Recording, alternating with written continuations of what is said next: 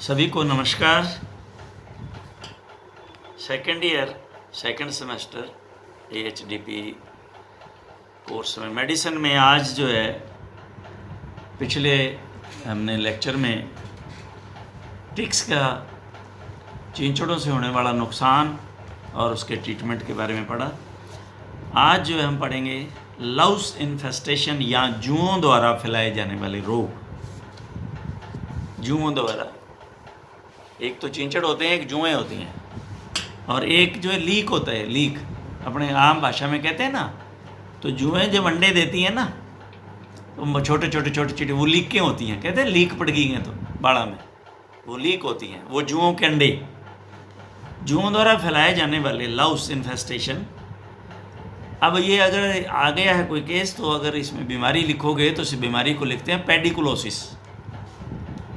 पेडिकुलोसिस ये बीमारी का नाम, या लाउजीनेस नामक रोगों से भी ये जाना जाता है। और ये जुएँ भी दो प्रकार की होती हैं। चींचड़ भी दो प्रकार के थे, सॉफ्ट एंड हार्ड। तो जुएँ भी दो प्रकार की। तो एक तो वो हैं जो खून चूसने वाली हैं, और एक है काटने वाली। खून चूसने वाली ये स्तनधारी अर्थात पशुओं व मनुष्यों दोनों पर पाई जाती है। जैसे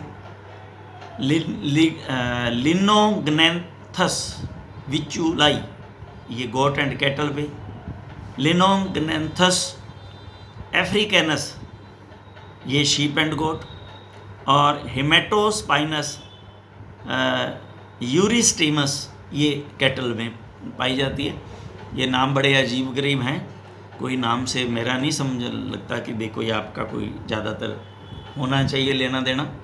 आपको तो यही पता होना चाहिए कि ये कितनी तरह की है, खून चूसने वाली और काटने वाली। तो अब ये काटने वाली ये भी दोनों में, पशु मनुष्य में तथा पक्षियों में पाई जाती है। काटने वाली पक्षियों में ख़ास तौर से, और दोनों पाई जाती है मनुष्य और पशुओं में। तो ये है बोविकुला बोविस कैटल में, बोविकुला ओविस शीप में, बोविकुला कैप्री गोट में, और हेट्रोडोक्स एंड ट्राइकोडेक्टस डॉग में, और डिमेलिना सभी पालतू पशुओं में पाई जाती है। तो ये आपको इतना ही पता होना चाहिए कि बस रोग को कहते हैं पेडिकुलोसिस या लाउजीनेस। खून चूसने वाली और काटने वाली दो तरह की जो है ये होती हैं। तो इनमें ये नाम अब इनके सबके दे रखे हैं अलग अलग। तो इनको नाम को पढ़ते हुए 10 घंटे लग जाएंगे, 10 मिनट लग जाएंगे। तो इससे कोई इसमें ये अगर अलग अलग इन्होंने दे रखे हैं कि बाइटिंग लाइस कौन सी है काटने वाली, और सकिंग लाइस कौन सी है खून चूसने वाली।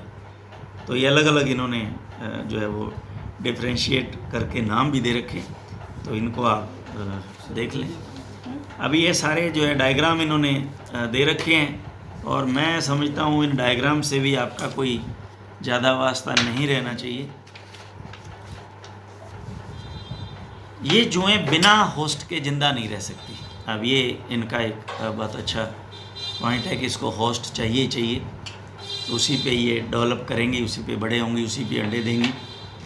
लीक, ये आ गया लीक। अंडों को जूं बनने में 2 से 3 सप्ताह लगते हैं। वो जो लीक हैं, अंडे हैं, उनको जूं बनने में, मैच्योर बनने में 2 से 3 सप्ताह, यानी कि 14 से 21 दिन लगते हैं। ये जुएँ त्वचा, बाल, पंखों पर रहती हैं। जुओं के पंख नहीं होते, ये चपटी व 2 से 4 मिलीमीटर लंबी होती है। अब इसमें लक्षण अगर जुएँ पड़ गई तो क्या होंगे, पशु क्या करेगा, या मनुष्य में क्या होगा। पशु के व मनुष्य में इनके काटने व खून चूसने से खुजली होती है। पशु व पक्षी बेचैन हो जाते हैं। पक्षी पंखों को फड़फड़ाता है। बेचैनी से अंडा उत्पादन, दुग्ध उत्पादन कम हो जाता है। व खून चूसने से पशु व पक्षी कमज़ोर हो जाते हैं। खून की कमी हो जाती है। एनीमिया नामक रोग होने की संभावना बनी रहती है। पशु व पक्षी के परजीवी रोग, पैरासिटिज्म हो जाता है, यानी कि इनके कारण जो एनीमिया होगा, और दूसरा जो है पैरासिटिज्म कोई और जो है बीमारी उसको लग जाएगी। तो इसमें आपको बस एक ही बात ध्यान में रखनी है कि जो काटने वाली है ना जुएँ, वो बर्ड्स में, पक्षियों में होती है। तो ये इस तरह से छोटा मोटा क्वेश्चन कोई घुमा फिरा के इसमें से पूछा जा सकता है। ज़्यादा कोई इसमें कोई वो लंबी कहानी नहीं है, लेकिन ये है बहुत इम्पोर्टेंट, क्योंकि जुओं का इलाज और चिंचड़ों का इलाज अगर आपने कर दिया, कल भी मैंने बताया था 50% आपको ओनर को उसको पशु को बीमार होने से बचा दिया। तो ये ध्यान में रखना है कि काटने वाली जो है वो सिर्फ जो है इसमें साथ में दोनों में पक्षियों में साथ में पाई जाती है, खून चूसने वाली पक्षियों में नहीं है, ये ध्यान रखिए। काटने वाली तीनों में है, जानवरों में, आदमियों में और पक्षियों में, ये ध्यान रखने वाली बात है। निदान डायग्नोसिस, जूम को आराम से बालों की जड़ों में व पंखों में देखा जा सकता है। पशु इसके पंख नहीं होते हैं, कहीं पक्षी के पंखों में देखा जाता है, यूँ लिखना चाहिए था। ट्रीटमेंट, पशु को प्रतिदिन ग्रूमिंग कहते हैं, खुरखरा करना, करते हैं ना वो लोहे वाला लेके, अगर आप यूँ करते रहते हैं तो अगर उसमें से है भी कोई तो झड़ जाएगी, और तो इसमें मरने वाली संभावना नहीं, लेकिन झड़ जाएगी। पशु के बालों को काट दें, अब वो बालों में रहती है, अगर आपने बाल ही साफ कर दिए तो अगर जानवर जब धूप में होगा तो वो धूप से जो है उस पर असर पड़ेगा और नीचे उतर जाएगी और इधर चली जाएगी छाया में। DDT powder 0.25% solution and 10% powder लगा दें। ये तो DDT पाउडर मैंने आपको पीछे भी बताया कि अगर पाउडर लगाते हैं तो ये डायरेक्ट नहीं लगाते हैं। DDT पाउडर के अंदर जो है ऐश राख मिला लेते हैं, कई तो आधा मिलाते हैं भाई, जैसे आपने एक पाव जो है वो DDT ले ली तो पाव ही राख मिलाते हैं। कुछ जो है वो 1/3 जो है वो मिलाते हैं राख, ज़्यादा पावरफुल बनाने के लिए।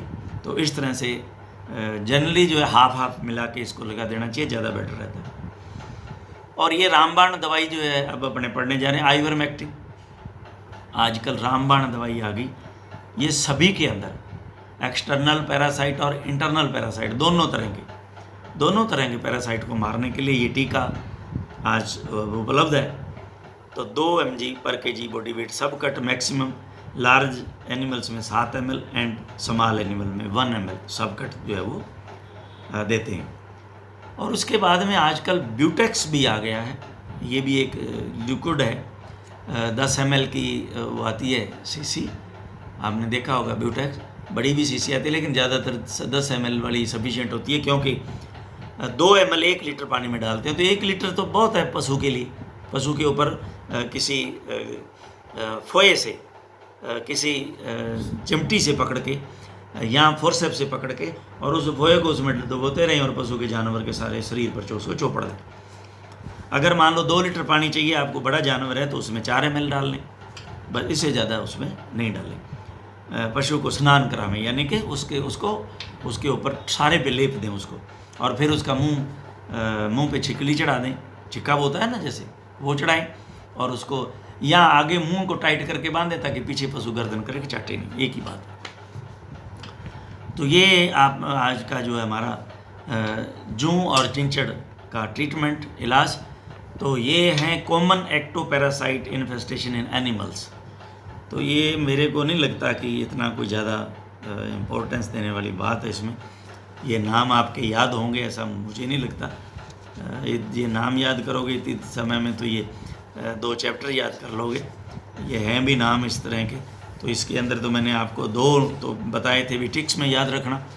एक तो आपने हाइलोमा याद रखना है जो हार्ड टिक्स है, और दूसरा आपको एस्परगिस किधर चला गया, यहाँ दिया था, नहीं है, नहीं इधर इसमें नाम नहीं दे रखा, नहीं है।